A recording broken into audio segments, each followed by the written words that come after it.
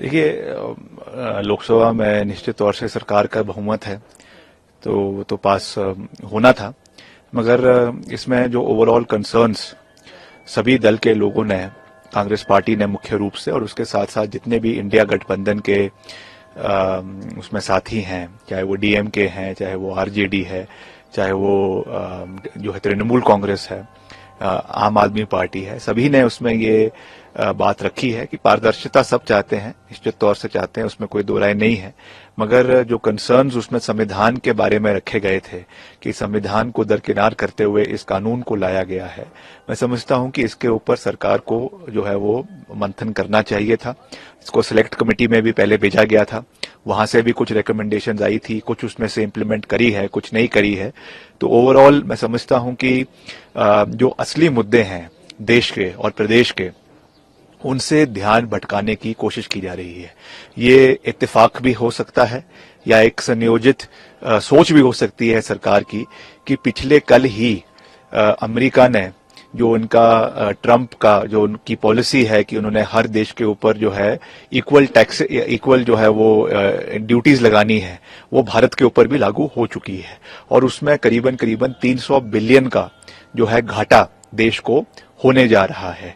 तो इस मुद्दे के ऊपर जो एक बहुत महत्वपूर्ण मुद्दा है, उसमें हिमाचल प्रदेश भी उसमें सम्मिलित है, क्योंकि हमारा सेब भी जो है वो बाहर के देशों में जाता है, और अगर उसमें इंपोर्ट ड्यूटी उन देशों के अंदर बढ़ती है तो निश्चित तौर से उसका सीधा नुकसान हिमाचल के बागवानों को होगा। ऐसे पूरे देश का जो हमारा बायलैटरल ट्रेड अमेरिका के साथ होता है, उसमें जिस तरीके से नुकसान देश को होना जा रहा है, और पिछले कल ही वो चीज हुआ, तो उसी टाइम इस कानून को लाया गया। मैं समझता हूं कहीं ना कहीं ये जो असली मुद्दे देश के लोगों से जुड़े हुए हैं, जो बेरोजगारी के मसले हैं, जो महंगाई के मसले हैं, इन्फ्लेशन के मसले हैं, उससे ध्यान भटकाने के लिए ये कानून पिछले कल लाया गया है। मगर फिर भी क्योंकि ये अब बहुमत सरकार के पास है, तो निश्चित तौर से किया गया है।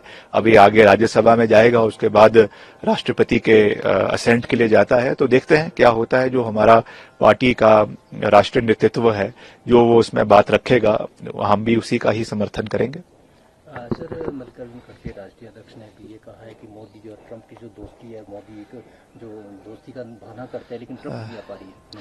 नहीं, देखिए, निश्चित तौर से व्यक्तिगत रूप से किसी की भी दोस्ती किसी के साथ हो सकती है। माननीय प्रधानमंत्री जी की अच्छी अंडरस्टैंडिंग ट्रंप के साथ है, एक व्यक्तिगत रूप से है, बहुत अच्छी बात है, मगर उसका फायदा देश को मिलना चाहिए।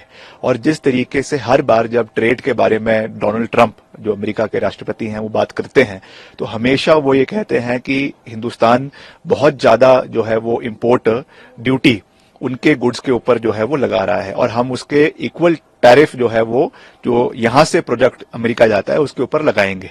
तो इस विषय के ऊपर जैसा मैंने अभी कहा कि 300 बिलियन का, इसमें 300 बिलियन डॉलर का नुकसान देश की अर्थव्यवस्था को होगा, एक बहुत बड़ा झटका है। तो इसके बारे में सरकार क्यों मौन है, इसके बारे में सरकार क्यों लोकसभा के अंदर चर्चा नहीं कर रही है कि इतना हमको नुकसान हो रहा है, कोई उसके ऊपर बात नहीं उठा रहा है, कोई उसके ऊपर चर्चा नहीं कर रहा है। तो निश्चित तौर से केवल थिएट्रिक्स करना, केवल जो है जादू की झप्पी देना से काम तो चलने वाला है नहीं। अल्टीमेटली आपको बैठकर नेगोशिएशंस करनी पड़ेगी, बैठ के दोनों देशों के जो राजदूत है, हमारे जो कॉमर्स इंडस्ट्री के लोग हैं दोनों देशों के, वो बैठे और किस तरीके से इस टैरिफ्स को ठीक किया जा सकता है, दोनों मुल्कों के हक में किया जा सकता है। हमको तो अपना इंटरेस्ट देखने हैं, भारत के इंटरेस्ट देखने हैं, कैसे उसको किया जा सकता है, इसके ऊपर मंथन और चिंतन होना चाहिए। वहां से ध्यान भटकाने के लिए इस तरीके की चीजें देश के अंदर जो है वो ध्रुवीकरण की जो है वो लोगों के ध्यान भटकाने के लिए जो है वो किया जा रहा है।